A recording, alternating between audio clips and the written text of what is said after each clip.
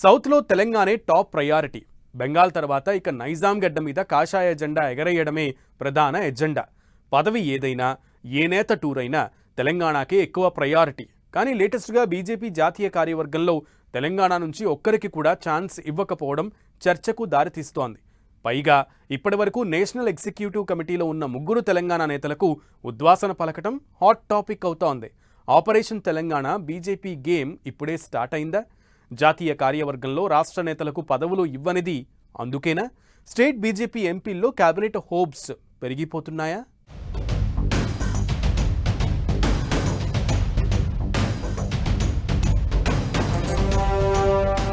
BJP జాతీయ కార్యవర్గంలో తెలంగాణ నేతలకు చోటేది. ముగ్గురు కీలక నేతలకు నేషనల్ కమిటీ నుంచి ఉద్వాసన. స్టేట్ బీజేపీ ఎంపీల క్యాబినెట్ హోప్స్ ఎక్కువైపోయాయా?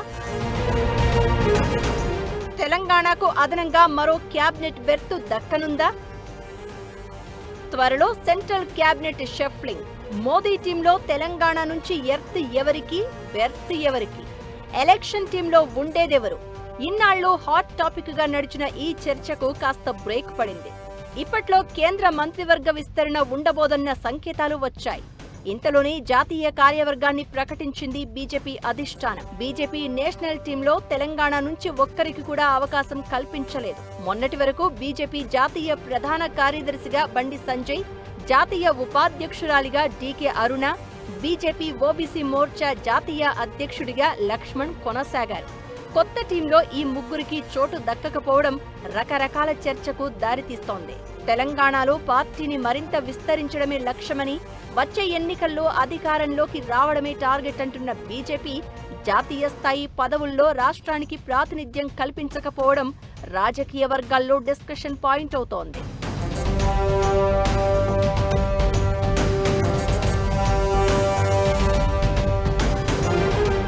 బీజేపీ ఏ ఎంపిక చేసినా, ఏ నేతకు ఏ పదవి ఇచ్చినా ఓ లెక్క ఉంటుంది. ఇప్పుడు జాతీయ కార్యవర్గం విషయంలో కొత్త ఈక్వేషన్స్ ఉన్నాయంటున్నారు.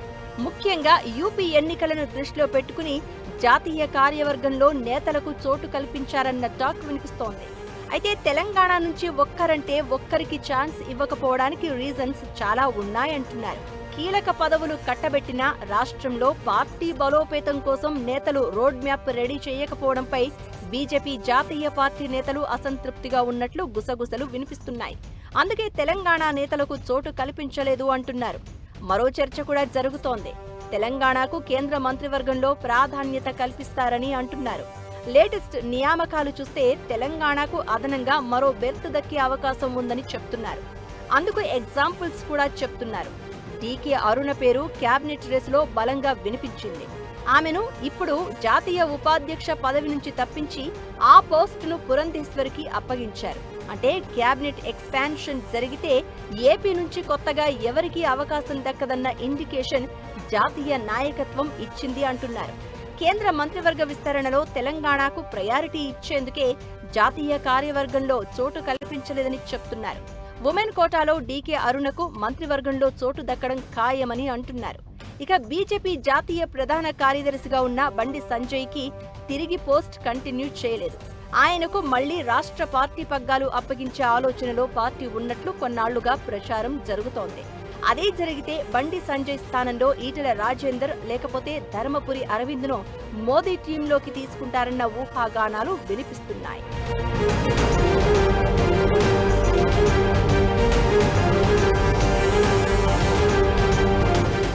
బీజేపీ జాతీయ కార్యవర్గంలో రాష్ట్ర నేతలకు చోటు దక్కకపోవడంపై అయితే రకరకాల చర్చ జరుగుతోంది. రాష్ట్రంలో పార్టీ బలంగా ఉంది, పైగా సీనియర్ లీడర్లు ఉన్నారు. అయినా తెలంగాణ నుంచి ఒక్క నేతను కూడా జాతీయ కార్యవర్గంలోకి తీసుకోలేదంటే బీజేపీ అధిష్టానం పెద్దల మాస్టర్ ప్లాన్ వేరే ఉందన్న చర్చ జరుగుతోంది. నెక్స్ట్ ఎలక్షన్స్ సెంట్రిక్ గా తెలంగాణపై సీరియస్ ఫోకస్ చేసిన బీజేపీ హైకమాండ్ మంత్రివర్గ విస్తరణ తర్వాత అసలు సిసలు మాస్టర్ ప్లాన్ ఇంప్లిమెంట్ చేయబోతోందని రాష్ట్ర నేతలు ధీమాతో ఉన్నారు. అంతేకాదు పార్టీ పదవులు దక్కలేదంటే క్యాబినెట్ ఆశలు పెరిగినట్లే అని లాబియింగ్ స్పీడప్ చేసే పనిలో బిజీ అయిపోతున్నారట కమలనాథులు. తెలంగాణ బీజేపీ నేతల్లో అమాత్య యోగం దక్కేదెవరికి? ఇద్దరు సిట్టింగుల్లో ఎవరి పోస్టు ఊస్టై రాష్ట్ర బీజేపీ పగ్గాలు చేపట్టబోతున్నారో వేచి చూడాలి మరి.